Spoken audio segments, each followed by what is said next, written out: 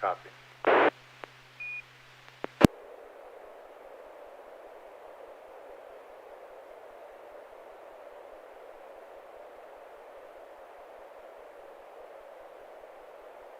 Good evening. This is James, Kilo November 6, Quebec November Juliet, your net control operator for the River City ARC's Slow Scan TV Net.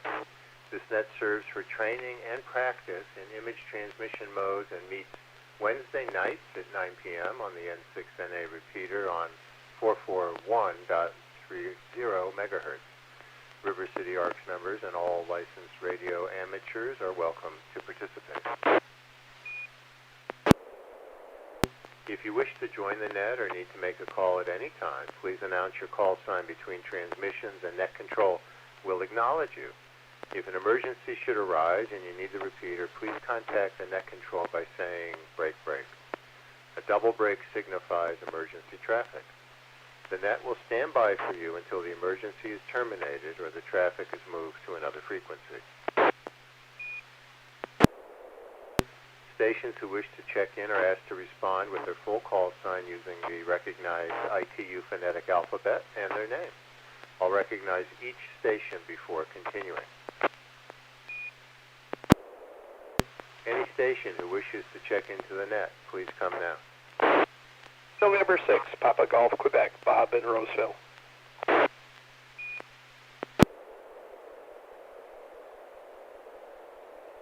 November Romeo 6 Hotel, this is Anders in Folsom.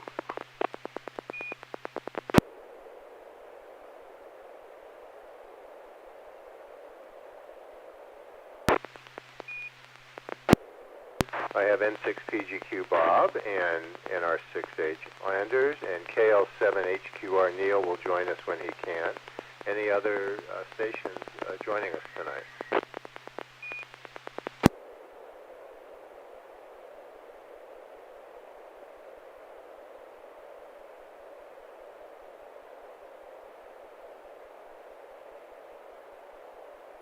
All right, hearing none. Bob, N6PGQ, are you ready to share a photo? Oh, sure. I decided to do a radio picture tonight instead of a car picture. Instead of being normal, if somebody wants a car picture, I've got one of those too. N6PGQ, this should be PD 120.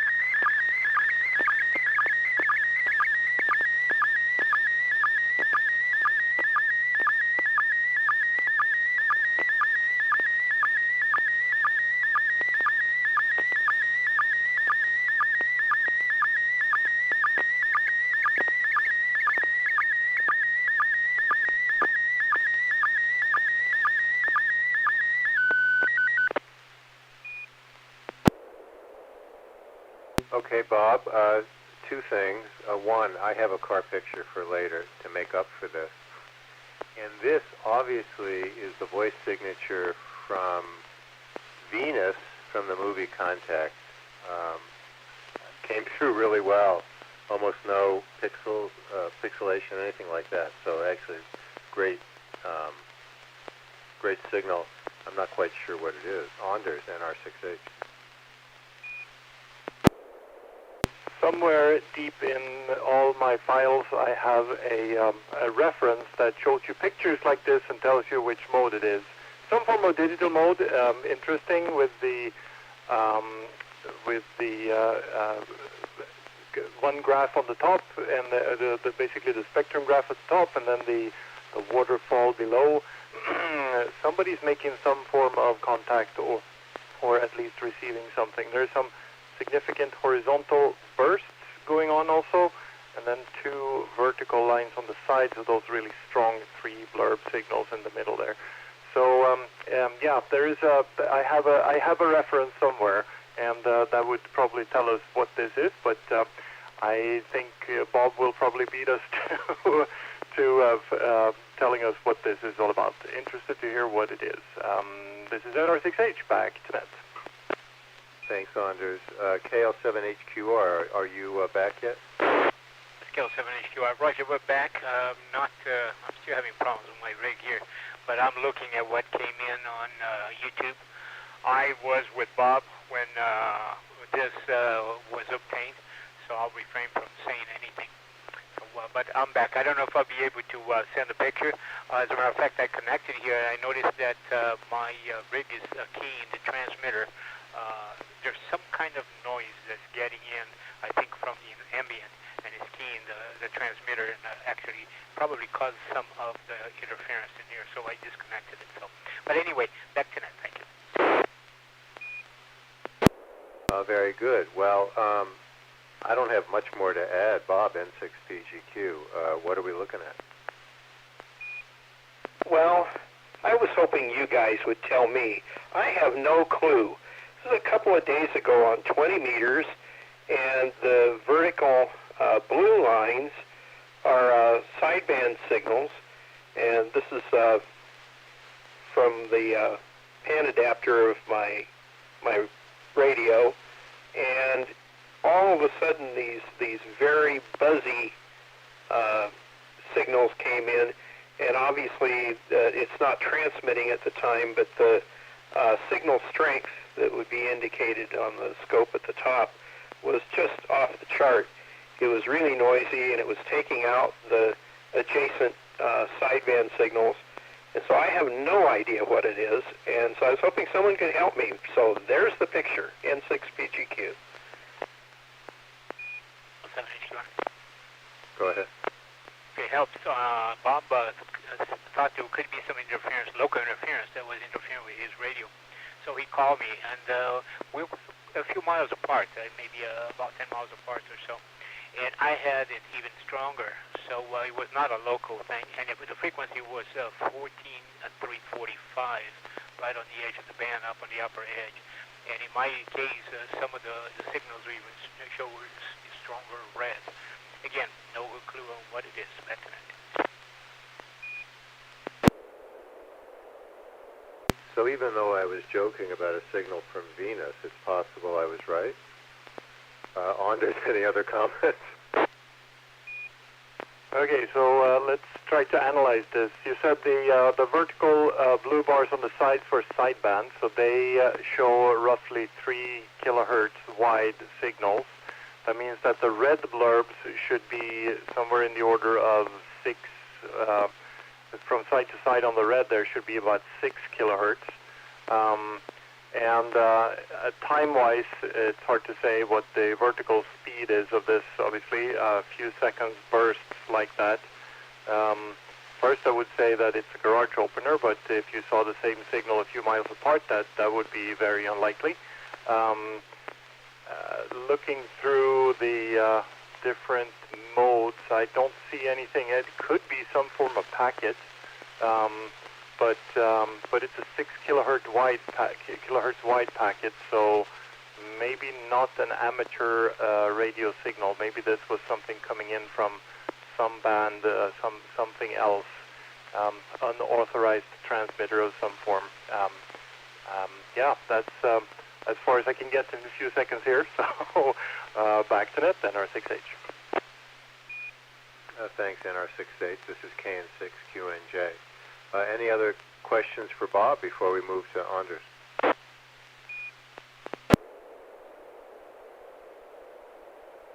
Well, it's a conundrum. Maybe we'll find out someday. They're just taking up a lot of bandwidth there. Anders, are you ready to transmit? No, but I'll see if I can bring it up for next Wednesday.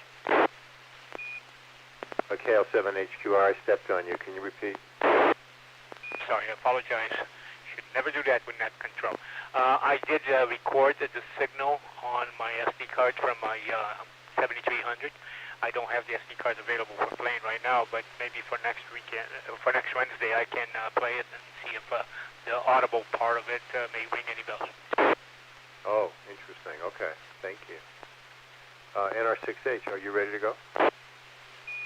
I think so. I moved my rig and have everything reconnected, disconnected and reconnected again, so we will see if this works. If it does, it's going to be Robot 32, or Robot 72, so a pretty quick one. This is NR6H. We'll try here in a few seconds.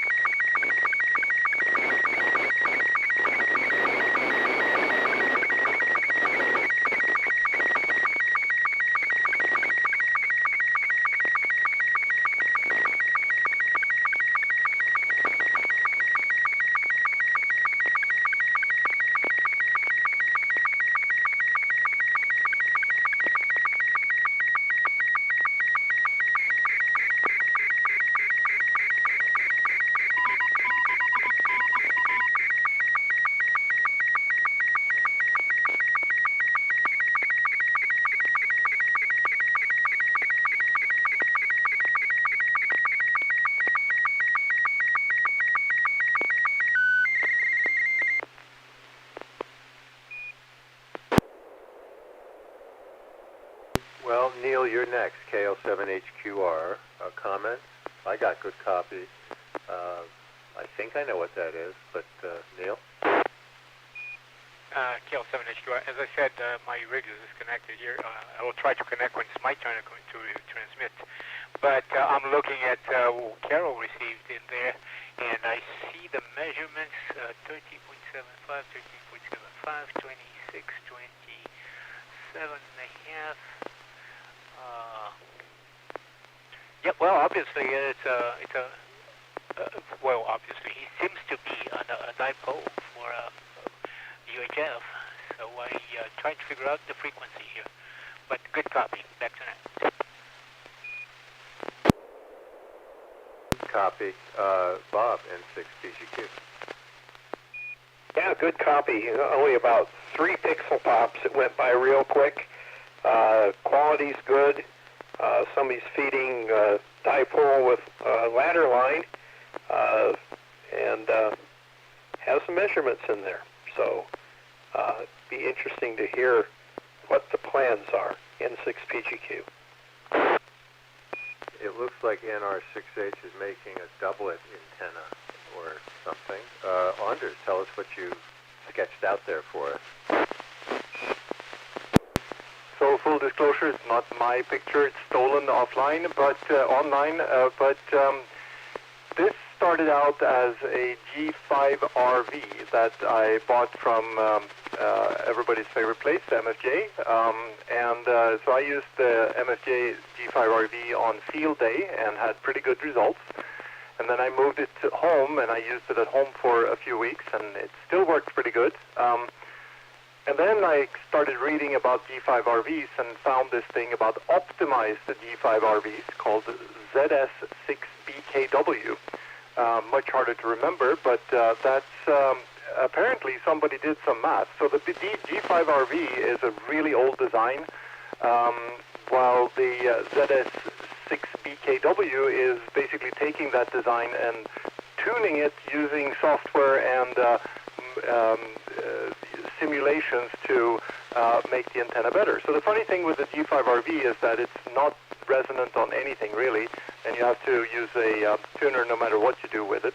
The ZS6BKW is resonant on a bunch of bands, actually 40, 20, 17, 12, 10, and 6. The only thing you need to do to your G5 RV to make it a ZS6BKW is to fold back the wire elements a little bit, about 3.5, 4 feet, and then you extend the ladder line with about 10 to 11 feet. And when you do that, you get a ZS6BKW. So that's what I did weekend before last, and wow, did that thing work. I have made FT8 contacts literally all over the world, including Kazakhstan, Western Australia, all over, not Africa. I was aiming for South Africa now, see if I can do that. But this thing works like a dream. So if anybody has a G5 RV, stop using that, buy 10 feet of ladder line, and fold back your wire elements, and you have a much, much better antenna. And what's fun is that you do most of this without a tuner. So it's really awesome. Just wanted to share that. This is N6NA, back to net. That sounds like a good project, a good club project for any of the clubs.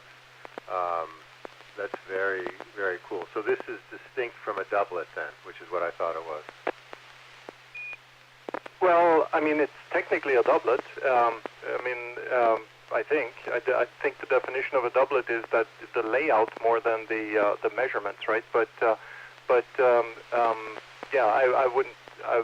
I would be very uncertain on that. So maybe don't take my word for it. But what I can tell you is that this thing really rocks. N6NA, back to them. Thanks for sharing that. Neil or Bob, any comments? BL7HQI. Go ahead. Anders, extremely interested on this. Very, very much so. Not for me, but for my son down in Houston. And I have my email. It's just Neil.Jimenez, my last name, at gmail.com.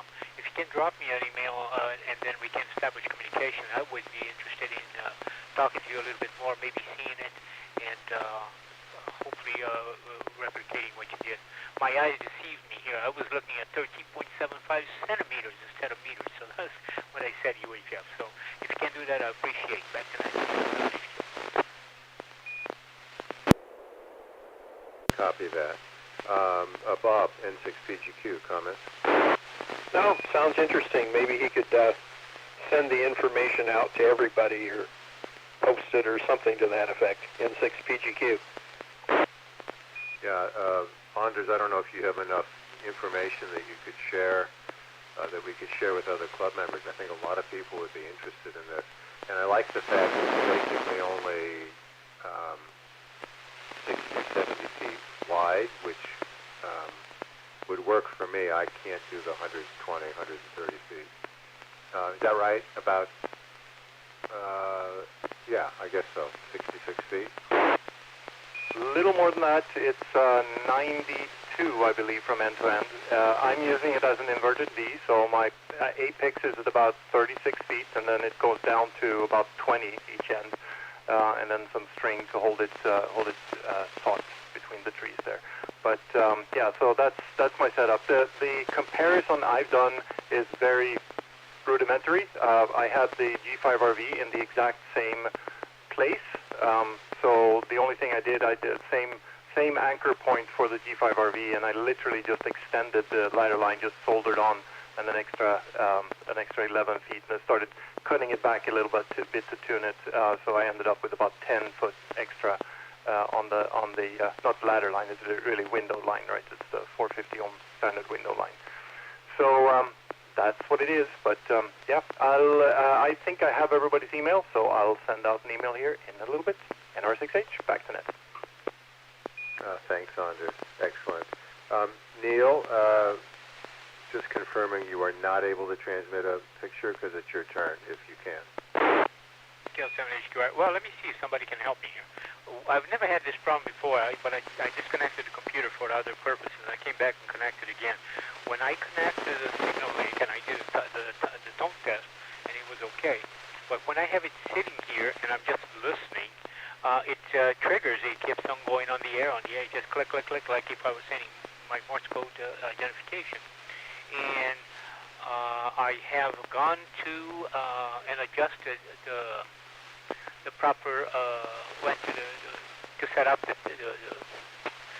N6NA SSTV miscellaneous and options and all that to the proper connection for input and output, but still doing that. So what I did, I disconnected completely because I don't want to be interfering with everybody else transmitting. I think I could possibly connect it and transmit it. I just cannot use on the receive. Any ideas on where to go from here?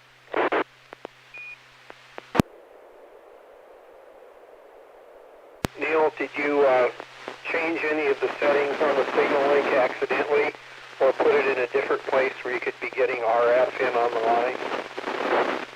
No, exactly the same location, exactly the same cable. I just removed it. You know my setup here. I just connected the USB, took the computer downstairs, used it, connected it back in. I'm quite sure it's quite easy if I go through the full phone for the signal link and the MMS-TV again from scratch. I probably will take care of that. But with having said that, let me give it a try. If this goes okay, this should be an PD-1.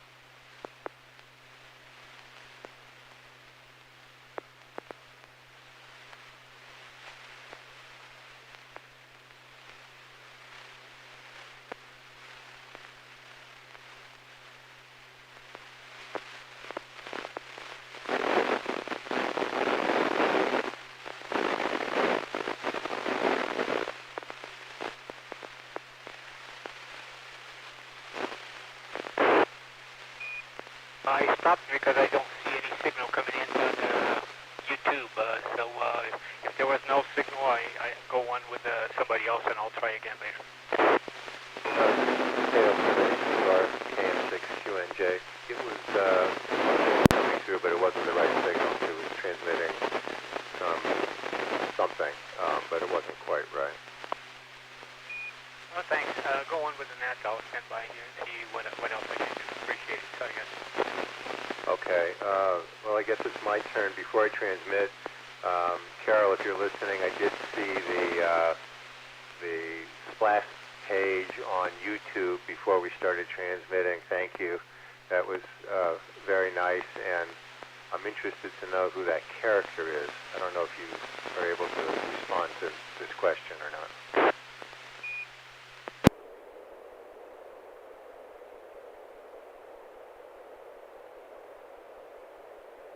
Okay, I am going to send a picture of PD-120. It's a picture of a car. Stand by.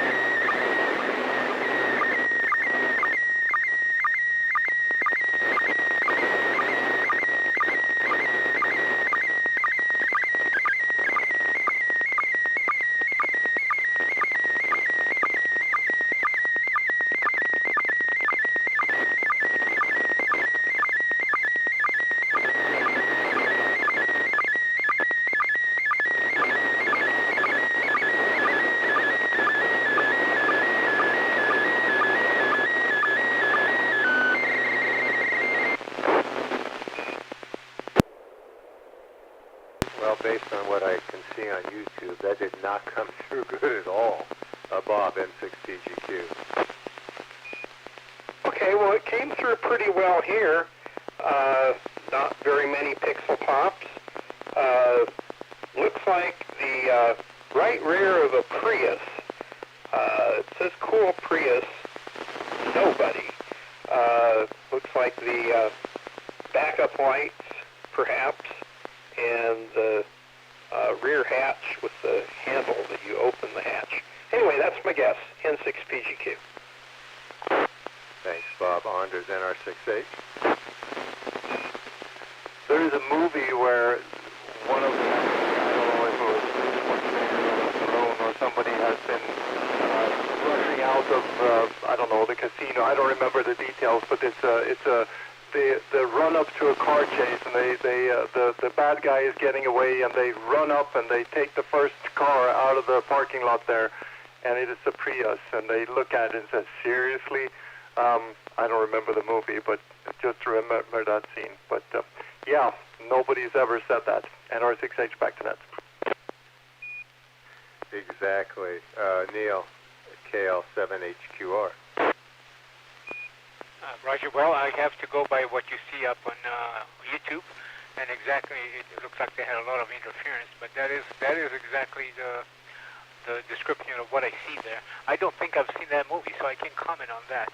And whenever we're done, I'm going to try one more time to send the picture, but no comment further on this one.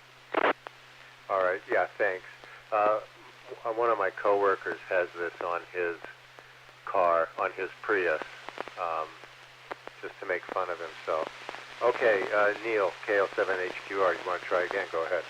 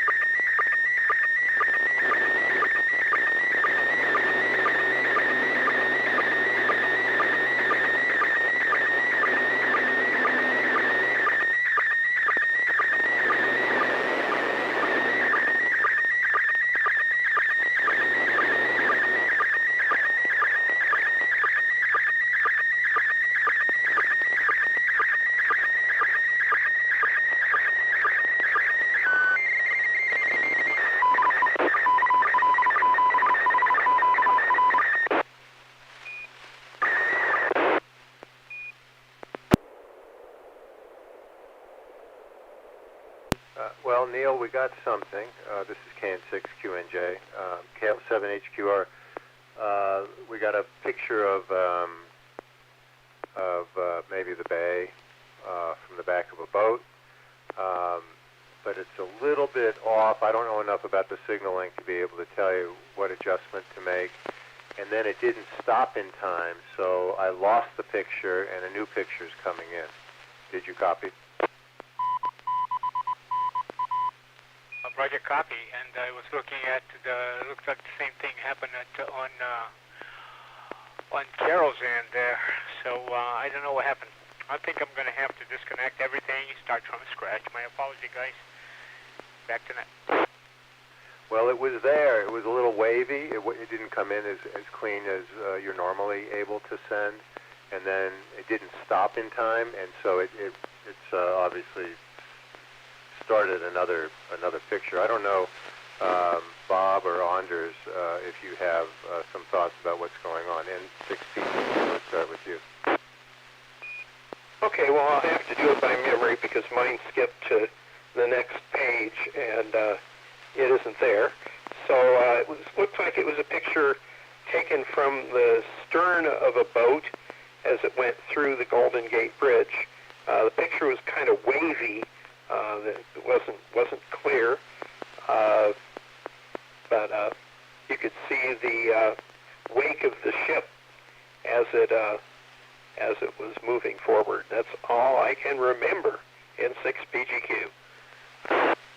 Thanks, Bob. Actually, I just clicked on history in the SSTV app, and I was able to capture it. It is exactly as you described. Definitely looks like a ship, I don't know what direction, going east or west, into the bay or out of the bay. Anders, NR6H. So one thing I heard was that the YouTube audio was fed back on top of or behind the SSTV signal. So that's where the waves come from, because basically what we heard was the data, or not the data, but the audio was sent twice with a significant delay, because YouTube is delaying the audio quite a bit. So one thing that you may want to look at, Neil, is your audio settings on the computer there, and make sure that your audio from your default audio output should not be to the radio, it should not be to the signal link, but it should be to your speakers, while the signal link device should be only set up in SSTV. I think that's the way it works. But I see the same thing. I see Golden Gate from the, I would also say stern of the boat, because there's there are wakes behind it, so it would be very strange if those wakes were preceding the boat. And I would say that this is looking at in towards the bay, so you have just passed under the gate and are on your way out to the ocean. That's my rough estimate on what I see. The picture came through pretty well, though. I had some waviness, but still good-ish reception. NR6H, back to net. NR6H. Yes, you know what? At the beginning of the transmission, I also heard the YouTube in the background somehow. Neil, KL7HQR, tell us about the picture and ask any other questions you think we might be able to help with. Roger, KL7HQR. Yeah, well, you guys got it. Good detective work in there, and it is a picture that we took when we went out on a cruise to Alaska just about a month ago, and we went out of San Francisco, and this is aboard the Ruby Princess, and we just got under the bridge, and I was up front, and then ran to the back and took this picture. On the original, you can see San Francisco on the right-hand side underneath the South Tower. And there's another picture I have that shows the fort from that side. Anyway, so that's what it was. Also, the other thing that I did, I just disconnected my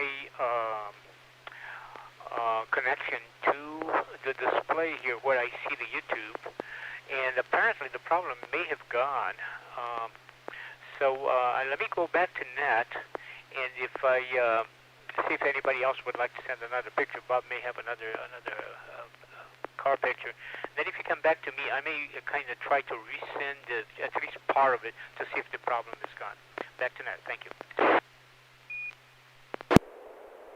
Well, Neil, why don't you go ahead? We'll just go in reverse order and see who else has a picture. But why don't you go ahead and try it again since we're experimenting? Okay, thank you guys. Appreciate your patience. So there we go. Let's try it again.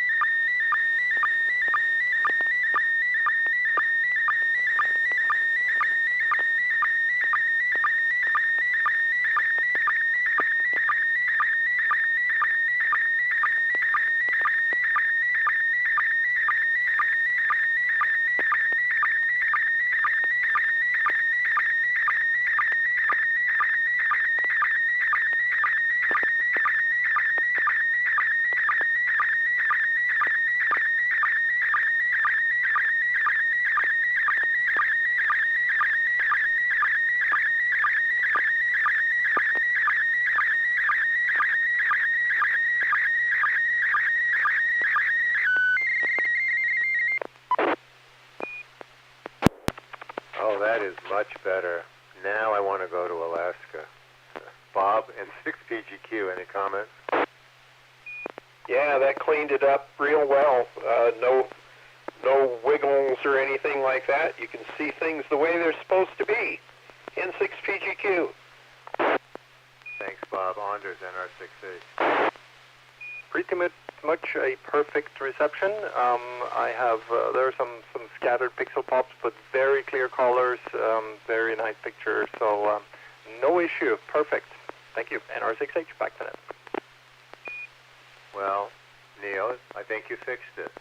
Very good. Well, thanks, guy. It looks like the problem is like a feedback loop between when I plug the USB for the other display just to watch the YouTube. Looks like the YouTube audio, which has a delay, somehow is kind of feeding back in. So, yep, it's an audio system reset, disconnect everything. I'm glad you guys did that.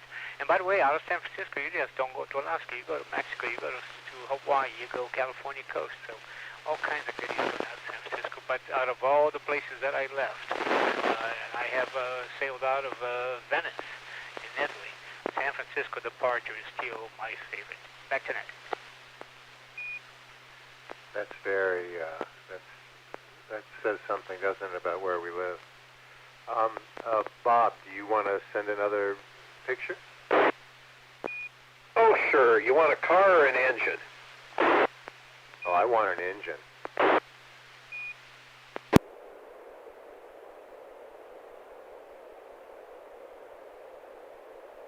This should be PD-120.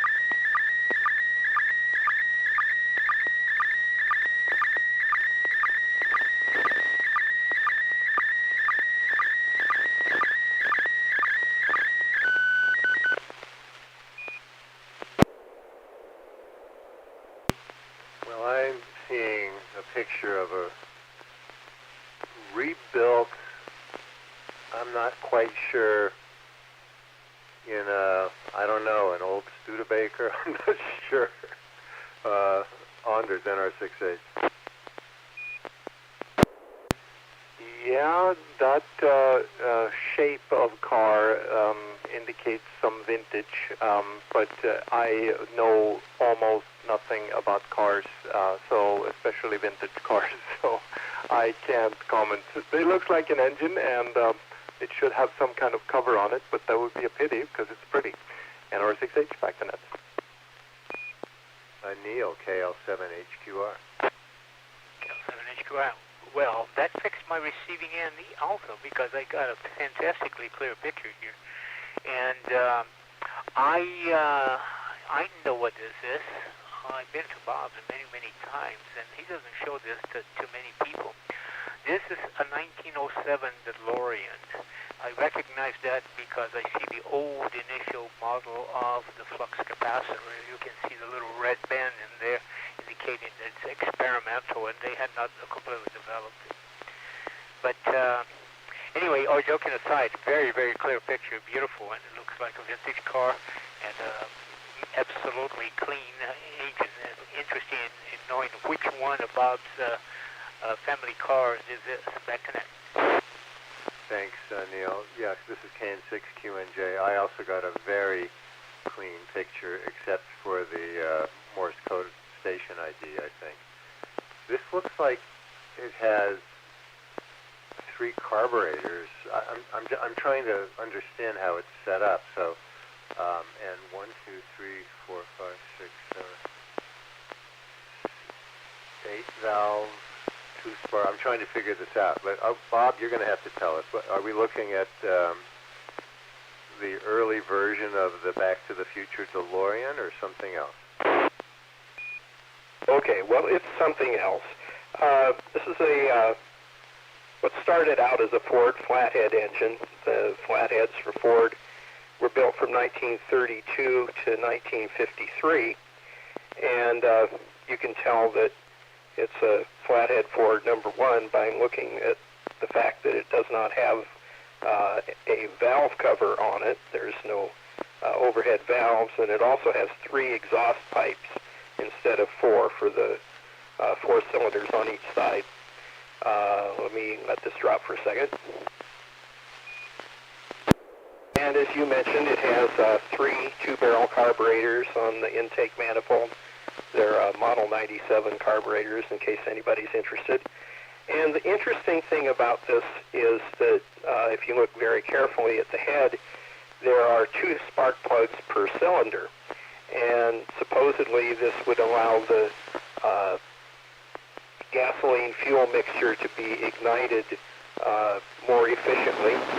And you would use either a custom distributor on it, or what a lot of people used was a Nash Dual 8 distributor, because Nash has an 8-cylinder engine with 2 spark plugs, and so you'd use their distributor and modify it to fit on the front of the Ford flathead. And the car is a 1932 Ford, and it's a Bonneville car, so it's off to the RPM Nationals to do a set of 8th mile drag runs. So that's about it. That's really interesting. So it's being used for racing as we speak. Well, right now it's being tuned up and waiting for a set of stickier rear tires. Copy. Okay. That's really neat. I know that some of the BMW motorcycles went to a second spark plug because they were having some knocking. Does that second spark plug just make it overall more efficient if it's tuned right? Now, at the moment, it's got a standard Ford distributor on it, and you can see the spark plug wires are only going to the top set of spark plugs. Because it wasn't running right, and we thought it was the distributor, so we pulled the distributor off and pulled off half the spark plug wires and ran it on 4 instead of 8 on each side, and it didn't seem to make much difference, but it kind of looks cute. It does. It's very interesting. Any other questions for Bob? L7H2R, who owns this car, Bob? Well, this one belongs to my brother. I can't claim it, although I do help work on it. Just one of those that was in a museum that I may have seen. Yeah, this one was in the museum, and we pulled it out this weekend, or last weekend. I'll take a look at my pictures after that. That's very interesting. Thanks for sharing that, Bob. On YouTube, we have Alf, KN6PRD, and Craig Bruce. They've joined us. Good evening, gentlemen. Thanks for joining us. Anders, do you want to share another photo? I don't have anything prepared, so I will defer to next week maybe. NR6H, back to you. Copy. I don't have anything prepared either, but I think we've had a very successful night. Does anybody else want to send, I guess Neil or Bob, you have any other pictures you want to send before we close the net?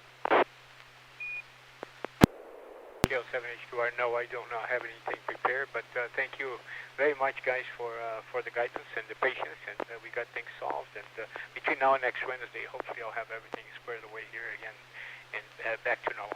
Thank you so much, and thanks for taking care of the net, and hello to the guys on YouTube, L7H2R.